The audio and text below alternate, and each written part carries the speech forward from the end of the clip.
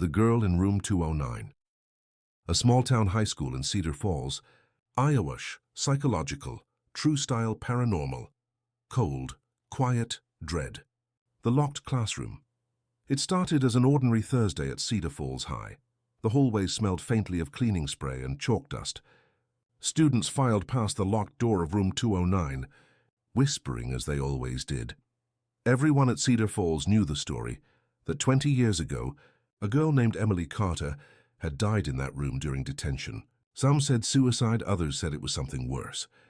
The school never removed her desk. Now it was a storage room, always locked. But that morning, the janitor, Mr. Reeves, found the door slightly open. When he peeked inside, the fluorescent light was flickering, the air cold enough to mist his breath. The desks were gone, except one, sitting in the middle of the room with an old notebook on top. He stepped forward, frowning. The notebook was dated October 12, 1969, the ink still fresh. He opened it and froze. On the first page, written in messy handwriting, "They locked me in. Don't let them do it again." Then the light buzzed loudly, and the door slammed shut behind him. By the time teachers noticed he was missing, all that remained were his keys on the floor outside Room 209. The substitute. The next morning, students noticed Room 209's light was still on. The principal, Mr. Hayes, brushed off rumors of Mr. Reeves quitting overnight. He left early. Nothing more. But something strange followed. A new substitute teacher showed up, Ms. Carter, young, pale, with an odd smile. "Wait," whispered Lacey, a senior. "Like Emily Carter." The sub looked up as if she'd heard. "That's right," she said softly. "Carter, call me Emily." During roll call, the temperature dropped. Her voice echoed slightly, like she was speaking in a larger, hollow space. When she wrote her name on the chalkboard, the chalk screeched, and the words Room 209 appeared beneath it without her touching it. Everyone gasped. She turned around, smiling faintly. "Don't believe everything you hear about this school," she whispered. But when the bell rang, she didn't leave the classroom. She just sat behind the desk, staring at nothing. Later that evening, when the night janitor checked Room 112, where the sub had been teaching, the room was empty. Except for her handbag sitting on the desk. Inside was an old Cedar Falls High student ID card, the photo of Emily Carter, dated 1969. Whispers in the hall. Over the next week, students began hearing whispers near Room 209. A sophomore named Derek swore he heard someone crying inside during lunch. He tried to open the door, but the handle burned his hand, literally burned. When he looked down, a faint mark of the number 209 had imprinted on his skin. He showed the nurse, who brushed it off as a rash, but by that night he couldn't sleep. Every time he closed his eyes, he saw a girl sitting in an old wooden desk, mouthing the words, "Help me." By Monday, Derek didn't show up to school. His locker was found open, his books scattered. The janitor said the hallway smelled of mildew and smoke. Lacey, the same girl who'd recognized Miss Carter, noticed something even stranger. On the wall outside, Room 209, there was a new handprint in the paint. Small, feminine, and smeared downward, like someone had been dragged. The principal ordered it repainted, but by morning it was back, and written below it in the same messy handwriting from the notebook, "I told you not to let them do it again." Detention. Lacey couldn't shake her curiosity. She convinced her friends Connor and Beth to sneak into the school after hours. "Just 5 minutes," she whispered, flashlight trembling in her hand. The school was silent, that thick, unnatural silence that hums in your ears. Their sneakers squeaked on the linoleum floor as they reached Room 209. The door was unlocked. Inside, the air was freezing. Desks stacked against the walls, the center clear except for the old wooden desk and Emily's. On it sat the same notebook. Still open, Beth picked it up. The pages were blank. Then suddenly words began appearing, one by one, written by invisible ink. They said I cheated. They said I lied. But I only wanted to go home. The flashlight flickered. Connor muttered, "Let's get out of here." But before they could move, the door shut with a violent bang. Lacey spun around. In the reflection of the classroom window, she saw a girl standing behind them. Long hair, school uniform, eyes completely black. "Detention," she whispered. And then everything went dark. The recording. The next morning, the school found the 3 students unconscious in room 209. No injuries, no memory. Mr. Hayes called their parents, assuring everyone it was a prank gone wrong. But privately, he reviewed the hallway camera footage. What he saw made him drop his coffee. The footage showed Lacey, Connor, and Beth walking into room 209 at 10:42 p.m. The door closed behind them. Then, for 3 hours, nothing. At 1:47 a.m., the door opened by itself, and 4 figures walked out. One was the 3 teens. The 4th was Emily Carter, her eyes glowing faintly white.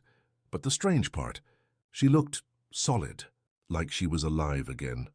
Mr. Hayes locked the video away in his office, but that night he received a voicemail, a girl's voice whispering, "Thank you for letting me out." The investigation. 2 days later, the police arrived after reports of disturbances in the school. Several students claimed to see a girl sitting alone in classrooms that were locked or empty, and Detective Mara Collins took over the case. She found the 1969 files. Emily Carter had indeed been accused of cheating on an exam, sentenced to after-school detention alone. The teacher supervising her had locked the door from outside and never returned. By the time they found her, she died of asphyxiation from a gas leak in the old heating vents. But here's the twist. The vent system had been sealed in 1970. Yet last week, maintenance logs showed one vent had been pried open from the inside. Detective Collins requested access to room 209.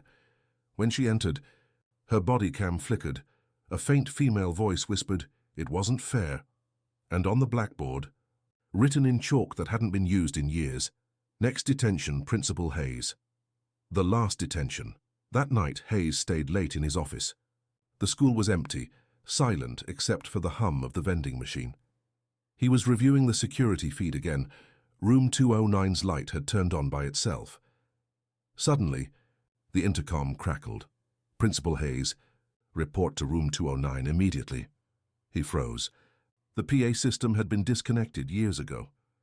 He stood up, breathing hard, and walked down the hallway. The door to 209 was wide open.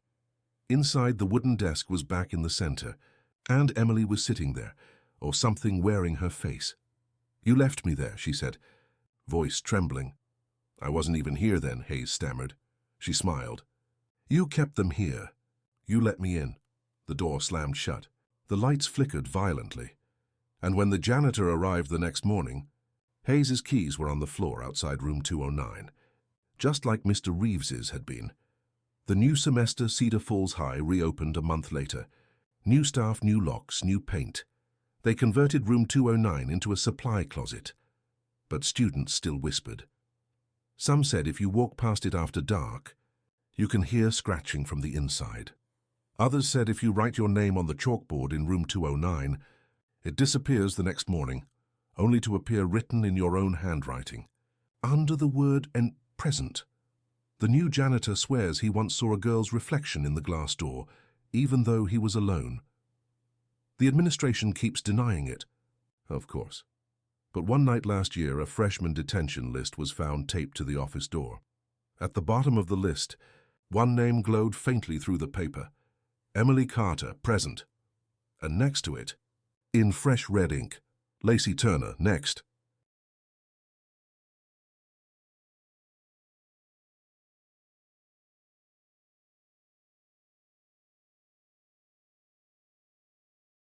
The Vanishing Senior Trip, 2004, Lincoln County High School. Oregon Psychological Paranormal marked disappearance. Mystery? The trip to the woods, every senior at Lincoln County. High looked forward to the spring field trip, a tradition that marked the end of high school. That year, the bus was headed for Crater Pines, a dense Oregon forest used as a state campground. The trip was supervised by 3 teachers and a bus driver named Earl Simmons, who'd worked at the school for 20 years. It was a sunny Friday morning, and the students were buzzing with energy, laughter, soda cans cracking open, and pop music blaring from a portable speaker. But about 40 minutes into the drive, the GPS lost signal. The road turned narrow, trees closing in from both sides. "Are we lost?" joked one of the students, Carla, but the driver didn't respond. The air grew thicker, almost grayish, as if mist had swallowed the bus. Even the radio static seemed to hum in rhythm. When they finally emerged into a clearing, they realized it wasn't Crater Pines. The sign said, "Welcome to Marion Hollow, population 23. Earl frowned. "That's not on the map." The students laughed nervously until they noticed the town looked abandoned, houses leaning sideways, windows boarded up. And on the main street, a single red tricycle standing upright, slowly spinning on its own. The empty town. Earl parked the bus, muttering that he needed to turn around. But the engine coughed once, twice, then died completely. "Everyone stay put," he said, stepping out to check. The air smelled faintly of iron, metallic, heavy. A group of students, including Carla, decided to follow him despite his warning. They found themselves standing in front of an old diner. The sign flickered. Open. But when they went inside, plates were still on tables, coffee cups half full, as if people had just left moments ago. A jukebox in the corner played a distorted version of "Dream a Little Dream of Me." Beth, another student, whispered, "This place looks like a movie set." That's when Carla noticed something behind the counter, a calendar pinned to the wall. The date read May 14, 1957. A gust of cold wind rushed through the diner. The door slammed shut behind them. Outside, the school bus was gone. In its place, tracks led deep into the forest, like it had rolled away by itself, and as they stared at the tree line, they could hear faint, muffled laughter coming from the woods, the same students' voices they had heard earlier, the woods that echoed. Panic set in. There were 7 students left with Carla, no sign of Earl or the teachers. Their phones were dead, compasses spinning in circles. They decided to follow the tire tracks, hoping to find the bus. The forest was quiet except for a faint echo, like whispers bouncing between trees. Every so often, Carla heard her own name whispered back to her. "Carla." She stopped, shining her flashlight around. Who said that? No answer. Only the rustle of pine needles underfoot. An hour later, they found the bus, empty. The headlights were still on, dimly glowing. The ignition key still in place, but written in fog on the windshield were the words, "Don't stay after dark." The forest began to hum, a low vibration they could feel in their chests. Then one of the students screamed. Across the clearing near the tree line, they saw figures, silhouettes of children, dozens of them, standing perfectly still. As the sun dipped below the horizon, those shapes began to move closer, slowly, deliberately, and each one was wearing a Lincoln County High School jacket. The teacher's secret. The group ran back to the town. Hiding inside the abandoned diner again, Carla tried to stay calm, flipping through the pages of a dusty guest log behind the counter. Her blood ran cold. When she saw the last page, it listed a group of students from Lincoln County High School, 1957, next to each name, the word "missing." Carla recognized the same names on their current class roster. "How is that possible?" she whispered. Suddenly, a door creaked open behind her. One of their teachers, Mr. Dalton, stood there, his face pale, eyes wide. "I tried to warn Earl," he said, trembling. "We shouldn't have come here." "What are you talking about?" Beth demanded. Mr. Dalton swallowed hard. "My father was on the original field trip in 1957. He was the only one who came back. Said this place wasn't real. It was a memory that traps the living." The jukebox clicked and turned on by itself again, this time playing a slow, warped version of "Dream a Little Dream of Me." Outside the windows, those figures from the woods were standing along the street now, staring into the diner. Vanished voices. The group decided to run. Mr. Dalton led them toward the old bus again, hoping to restart it. As they passed the edge of town, fog rolled in so thick they could barely see a few feet ahead. "Don't look at them," Dalton warned. but Beth turned her head and screamed. The children following them had faces that weren't faces. Hollow sockets, blackened mouths stretched too wide. Their voices were faint imitations of the students. "Help me," one of them whispered in Carla's own voice. When they reached the bus, Dalton shoved Carla inside first. "Go!" He turned the ignition. The engine sputtered once, then roared to life. They drove blindly through the fog, the headlights illuminating shapes that darted between trees. The sound of laughter followed them like wind.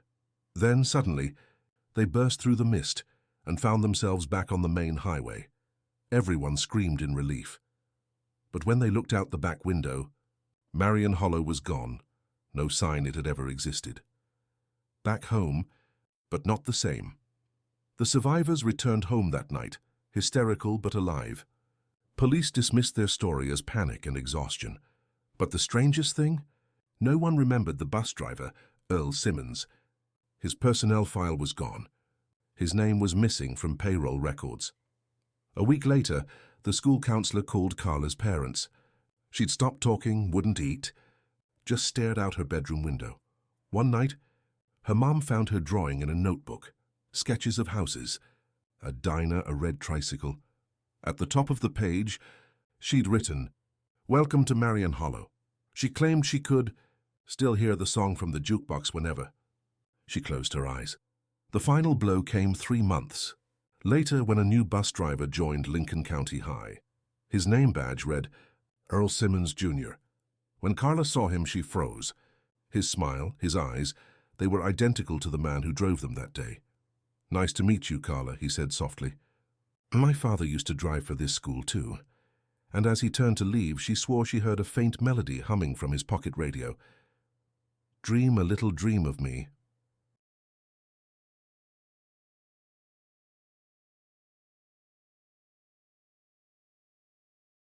The overnight lock-in at East Ridge Middle School.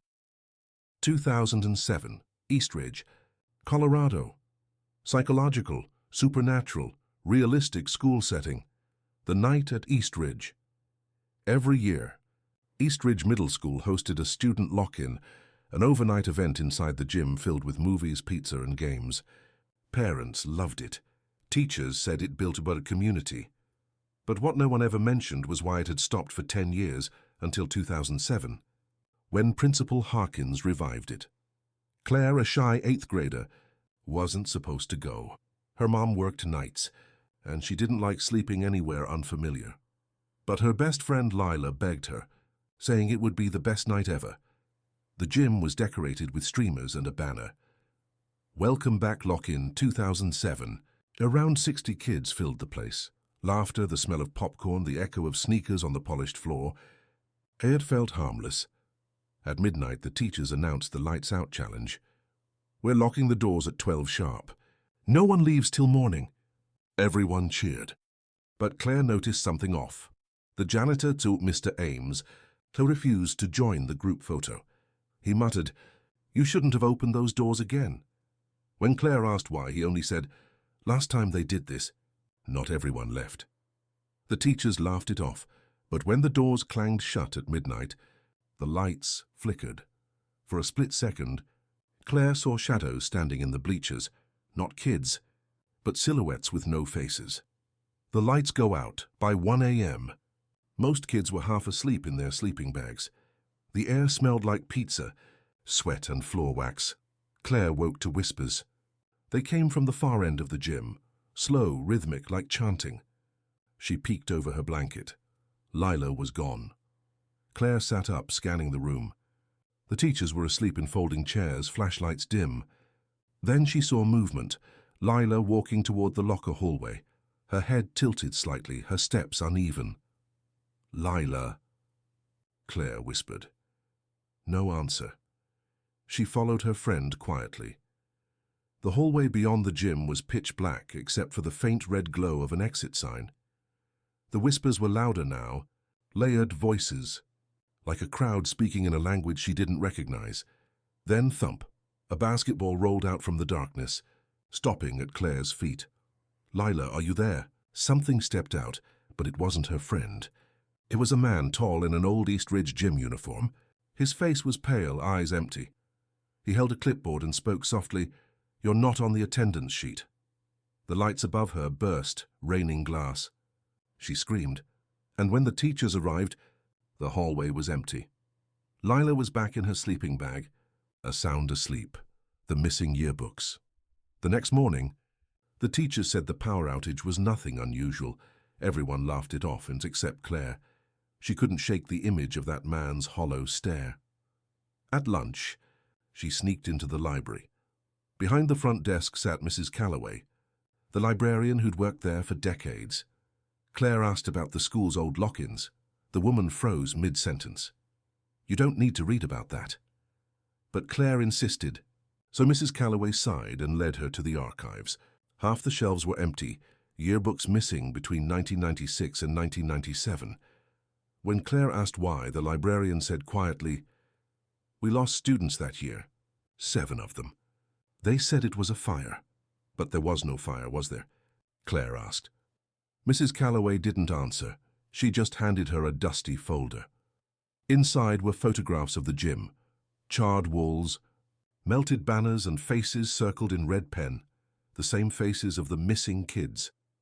In the last picture, a group of teachers stood near the bleachers, and in the reflection of the polished floor, you could see those same students standing beside them, smiling faintly. Claire dropped the photo and whispered, "They came back." At that moment, the fire alarm in the library went off, even though there was no smoke. The whisper in the gym. The following week, Principal Harkins held another after-school event to rebuild spirit. Claire refused to go, but when she got home, she saw Lila's message. They said if we don't go, they'll come for us.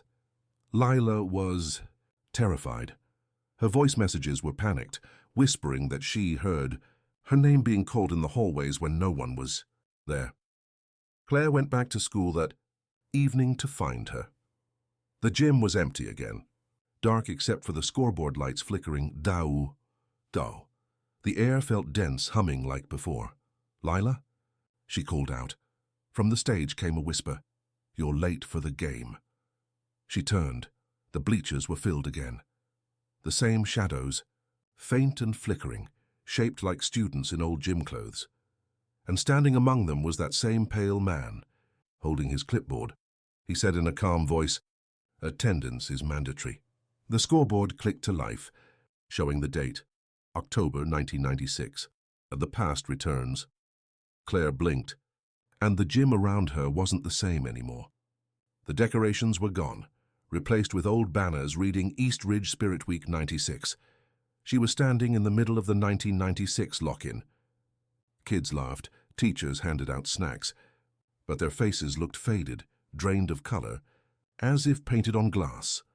She found Lila near the bleachers, except Lila looked different, her hair longer, her eyes dull. "They said we can't leave again," Lila whispered. "What do you mean again?" Before she could answer, the fire alarm screamed. Flames burst from the stage curtains, smoke swallowing the room. The kids screamed but didn't run. They just stood there, staring blankly as the fire spread. Claire ran to the doors, but they wouldn't budge. The heat was unbearable. The pale man appeared again, clipboard in hand. "We finish what we started," he said. Then everything went black. The investigation. Claire woke up in the nurse's office, surrounded by police and paramedics. They said she'd been found unconscious on the gym floor. Lila was gone.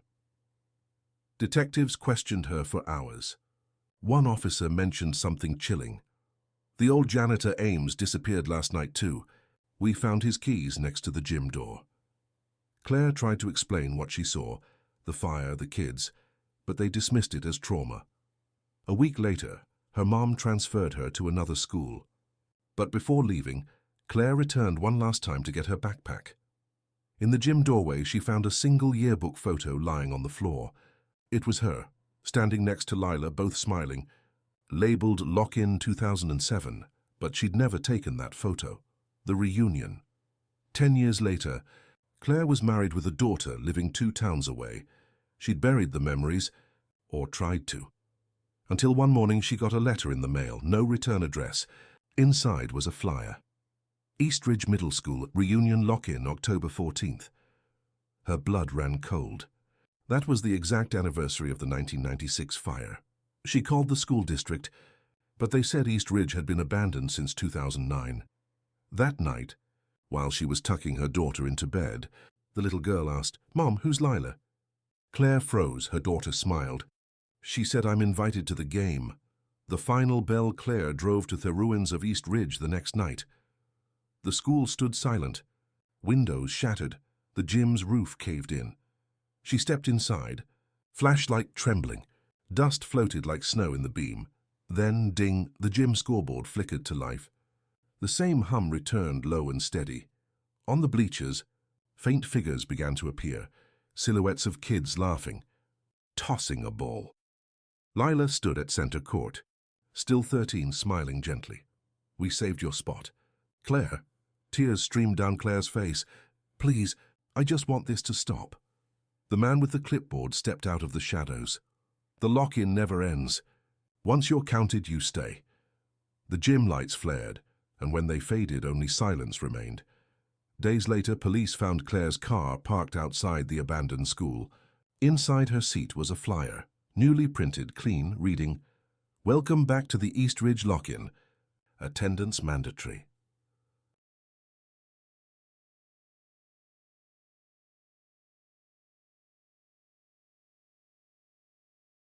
The Locked Basement of Jefferson High. 1998, Jefferson High School, Indianapolis, Indiana. Paranormal, mystery, psychological dread. The rumor about the basement. Jefferson High was one of those old brick buildings built in the 1920s, creaky floors, echoing hallways, and that faint chalk dust smell no janitor could ever scrub away. But what made the place infamous among students wasn't its age. It was the basement. The basement door was sealed shut with a metal latch and 2 padlocks. Every freshman heard the rumor before their first week. "Don't try to go down there." Someone never came back. Teachers always brushed it off, calling it storage for maintenance, but still, nobody missed the way the janitor, Mr. Keene, avoided the lower hallway altogether after dark. It all started to change when Derek, a junior known for being a skeptic, decided to prove everyone wrong. He told his friends, "There's no ghost, just dusty chairs and rats." So one Friday after the football game, Derek convinced 2 friends, Emily and Marcus, to stay behind. The hallways were empty, lockers gleaming under flickering lights. They found the basement door at the far end of the west wing, old, rusted and humming, yes, humming, like something mechanical pulsed behind it. Marcus frowned. "That's not the sound of rats." Derek laughed and reached for the first lock. The second he touched it, the lights down the hallway blinked. Once, twice, then every bulb shattered in perfect unison. And in that darkness, something whispered from behind the door. "Don't wake them." The door opens. By Monday morning, Derek couldn't stop thinking about it. His friends told him to let it go. But the sound of that mechanical hum and that voice replayed in his head every night. He snuck into the library to dig through old blueprints of the school. There it was, a lower level, labeled Facility B, but unlike other rooms, it had no connecting exit, no stairs drawn on the map, just a square marked in red ink. Emily begged him not to go back. "Derek, I heard that whisper too. Something's alive down there," but he didn't listen. That Friday he brought bolt cutters. When he broke through the padlocks, a gust of air hit them, stale, cold, almost wet. A single bulb flickered to life overhead. Though the power to that section was supposedly dead, the staircase descended into concrete darkness. Every step creaked, echoing into something vast below. At the bottom, rows of desks sat perfectly aligned, each with a notebook and a name tag. But the names were wrong. They were the same as the current students' names, even theirs. Emily's trembling hand brushed her name written in old ink. "What is this?" From the far end of the room came slow, uneven breathing, like someone trying not to be heard. Marcus aimed his flashlight and caught a glimpse of bare feet retreating under a table. The things below. They followed the sound, moving between the rows of dust-coated desks. The air felt heavier, thicker, as if pressing against their lungs. Then Derek saw it. A figure crouched in the corner, facing the wall. Its back moved with ragged breaths, skin pale and stretched like paper. "Hey!" Derek shouted, his voice cracking. The figure twisted around her to it, and that's when Emily screamed. It had Derek's face. Not exactly, but close. Like a half-melted version, features drooping, eyes milky. Marcus swung the flashlight. Suddenly there were more of them, dozens, sitting silently at their desks. Each one resembling a student from their school, their faces distorted copies. Then, in perfect unison, they turned their heads toward the trio. The hum they'd heard before rose again, vibrating through the concrete floor. "Run," Marcus whispered. They bolted for the stairs, but the door at the top slammed shut, locking from the outside. Derek banged on it until his knuckles split. From below, a calm, almost childlike voice said, "Attendance has been recorded. Missing time." When they finally made it out, no one could explain how, they found themselves standing in the gym. It was daylight. Saturday morning. Emily's watch said 11:07 p.m., but the school clock read 8:30 a.m. They'd lost nearly 9 hours. Campus security found them trembling near the bleachers. Derek tried to explain what happened, but the principal dismissed it as a break-in gone wrong. Mr. Keene, the janitor, cornered Derek after the meeting. "You shouldn't have gone down there," he said, voice shaking. "That place isn't supposed to exist anymore." "What do you mean?" Derek asked. The janitor hesitated, eyes glistening. "It's where they used to hold the obedience program back in the 50s, experiments on students, hypnosis, psychological control.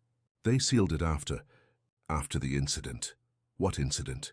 "The students didn't wake up." That night Derek lay awake, staring at his ceiling. He could hear faint scratching under his bed, the same hum pulsing beneath his floorboards. The return. Monday morning. Jefferson High felt wrong. The hallways were too quiet. The fluorescent lights buzzed just out of sync. Emily didn't show up. When Derek went to her house, her mom said she'd left early for school, but her locker was empty. By lunch, Marcus was gone too. Derek searched every hallway until he ended up by the basement again. The locks were back, new, shiny, sealed tight. He slammed his fist against the door. "What did you do with them?" A soft voice answered from behind it. Emily's. "We're just in class." "Derek?" He froze. Then came Marcus's voice, muffled but unmistakable. "You're late for attendance." The hum grew louder, vibrating through the hallway walls. Students around him complained of headaches, static in their ears. The fire alarm went off, shrieking through the building. But instead of red lights, the hallway lights turned a deep, pulsating blue, the fire drill that never happened. The school was evacuated, or so Derek thought. But when he stumbled outside, there were no fire trucks, no students, only the empty parking lot. Every sound had vanished, replaced by that deep, mechanical hum. He turned around. Jefferson High wasn't the same.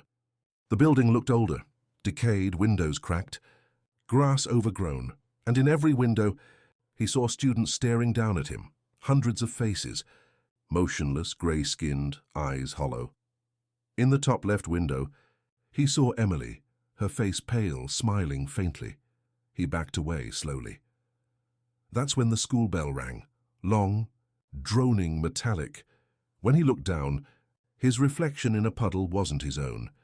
It was one of the wax-faced doubles from the basement. The letter, 2 weeks later. Jefferson High reopened after electrical maintenance. The principal insisted nothing strange happened. Derek never came back. A substitute teacher found a torn page in a locker. Derek's handwriting. They said the obedience program failed, but it didn't. They just moved it deeper. The page listed coordinates, latitude and longitude pointing directly under the school foundation. Later that week, a construction crew drilling near the West Wing reported hitting a hollow space, then refused to continue, claiming they heard voices from below saying present. That same night, all power in the school went out again, for exactly 9 hours. The substitute's discovery. Months later, a new teacher, Ms. Reynolds, was assigned to Jefferson High. During her first week, she noticed something strange. The roll sheets in every class listed students who didn't exist, names she couldn't find in any record. On the third day, while taking attendance, she said a name aloud, Derek Cole. No one answered. Then, from the back of the room, a chair slowly scraped across the floor. When she looked up, a boy was sitting there, pale, eyes sunken. He smiled faintly and said, "Present." The next morning, Ms. Reynolds didn't show up for work. The janitor was seen nailing the basement door shut again. And late that night, if you drove past Jefferson High, you could still hear the faint hum under the building, like the heartbeat of something that was never meant to wake up again.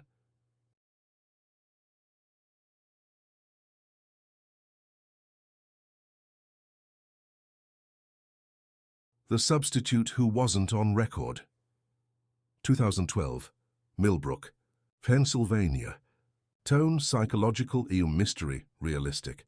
Horror, Ami. The new face in room 204, Eddie, was the first Monday after Thanksgiving break at Millbrook. Middle school. Snow still clung to the edges of the playground, and the hallways smelled like hot chocolate and wet boots. Students shuffled into room 204, still sleepy. Their regular teacher, Mr. Jennings, had taken unexpected leave.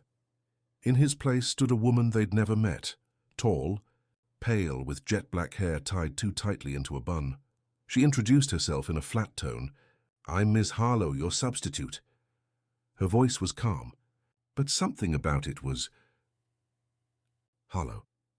When she turned to write her name on the board, her hand didn't move like normal. It ticked, almost mechanical, like her arm resisted the motion. At first, no one cared. A substitute meant an easy day. But when Erin, a quiet seventh grader, looked around, she noticed something strange. Every poster and bulletin board had been replaced overnight. Gone were the colorful Science Week signs. Instead, the walls were covered in black and white diagrams of human anatomy, labeled in handwriting that wasn't Mr. Jennings. When Erin raised her hand to ask about it, Miss Harlow stopped writing mid-sentence. She didn't turn around, didn't blink, just whispered, "I like to study what's inside." The room fell silent, and then the bell rang, but no one remembered hearing it. The missing lesson plans. By Tuesday, the kids had started to talk. No one could find Mr. Jennings' lesson book, his mug, or even his jacket. It was as if he'd never existed. Miss Harlow carried no binder, no papers. Yet every day she somehow knew everyone's name. At lunch, Erin told her friend Lucas, "She said my name before attendance." I never even told her. That afternoon, during a pop quiz, the lights flickered. Erin glanced up and saw Miss Harlow staring right at her, not blinking, not breathing. When the lights came back, the teacher smiled faintly. "Eyes on your paper, Erin." Her voice didn't sound normal anymore. It had a static undertone, like an old radio struggling for signal. After class, Erin went to the office to ask when Mr. Jennings would return. The secretary frowned. "Who?" Erin pointed toward room 204. But the woman shook her head. "That room's been empty since October. We're still hiring a sub." Erin froze. She could hear faint humming down the hall, the tune Miss Harlow always hummed during quizzes. When she peeked through the door window, room 204 was dark. But Miss Harlow stood there alone, facing the wall, writing something on the board that wasn't visible. The sound of chalk scraping was steady, endless even after Erin left, the night visit. That night, Erin woke to the sound of her phone buzzing. One new message, no number, just the name Ms. Harlow. The text read, "You didn't finish your assignment." Erin's stomach dropped. She deleted it instantly, but her screen flickered, and the text appeared again, this time attached to a photo, her house from the street, taken moments ago. She ran to her parents' room, heart pounding, but her mom brushed it off. "Probably one of your friends playing a prank." But Erin knew none of her friends could fake that number. When she went back to her room, she found a folded piece of paper under her pillow. It wasn't there before. In small, neat handwriting, it said, "A good student always listens. Tomorrow we dissect what's inside." Erin didn't sleep that night. The next morning, she begged her mom to let her stay home, but her mom insisted. "It's just school, honey." When she arrived, the school felt colder. The lights buzzed dimly, lockers clicked open and shut even when no one was near. And on the blackboard in room 204, written in white chalk, were the words, "Erin, last assignment." The recording to desperate. Erin borrowed Lucas's phone and decided to record Ms. Harlow teaching. Maybe, she thought, if she could prove something strange was happening, people would believe her. Halfway through class, she hit record. The substitute paced the room slowly, whispering to herself. Inside, they all looked the same, but some are hollow. Erin exchanged a look with Lucas. "Did you hear that?" she mouthed. He nodded, pale. When they played the recording during lunch, there was no voice, only static. But buried deep in the sound was faint breathing, like someone standing inches from the microphone. Then, right before the clip ended, a whisper. "I can see you." Lucas dropped the phone. When they went back to the classroom later, the desk where Lucas had sat was empty, his backpack, phone, and notebook gone. The teacher didn't mention him once. "Where's Lucas?" Erin demanded. Ms. Harlow smiled.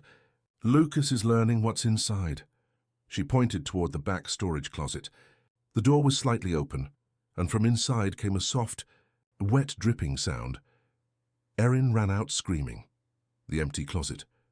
When Erin returned later with the vice principal, the closet was spotless, just cleaning supplies and paper towels. Lucas was marked absent in the system. His parents were told he left early. That night, Erin checked the recording again. The last frame, just before the clip cut to static, showed something new.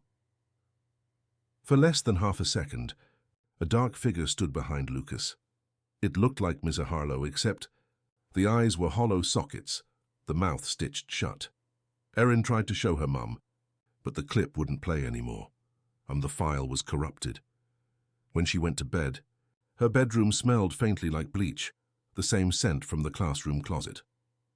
At 2 a.m., she woke to someone humming the same melody again, just outside her door. She hid under the blankets, trembling, until silence returned. But when she checked the next morning, her door had deep scratch marks, 4 of them, running from top to bottom. The truth about Ms. Harlow. On Friday, the police came to the school. They were there because Mr. Jennings' car had been found abandoned in a wooded area nearby, his ID and briefcase still inside. No trace of him. Erin told one officer everything, the text, the voice, the missing Lucas.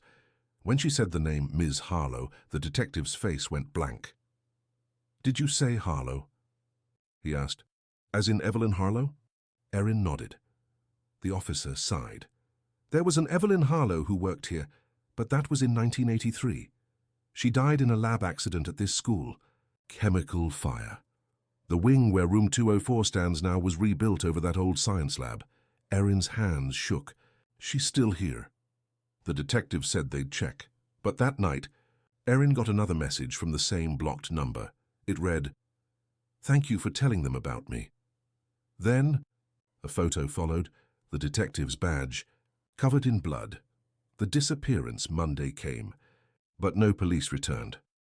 Erin walked the halls in silence. Teachers avoided room 204. The door was taped off with yellow caution tape, yet every morning it was found open again.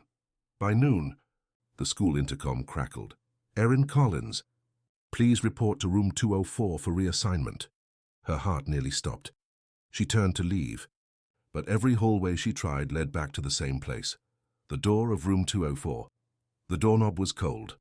Her reflection in the glass looked distorted, stretched.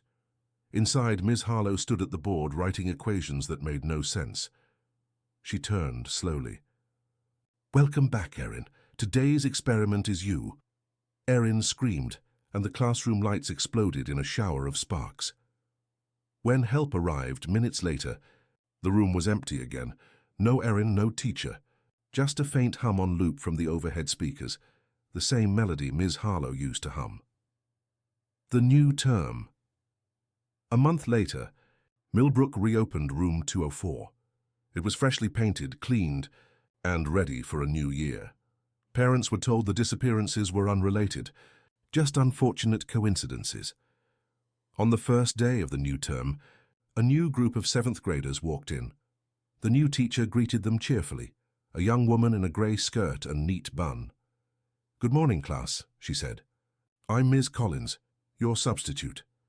She turned to write her name on the board, and her arm moved in that same ticking, mechanical motion. On the chalkboard, in perfect handwriting, she wrote, "Lesson 1. What's inside?" When the janitor came to lock up later that evening, he paused outside the door.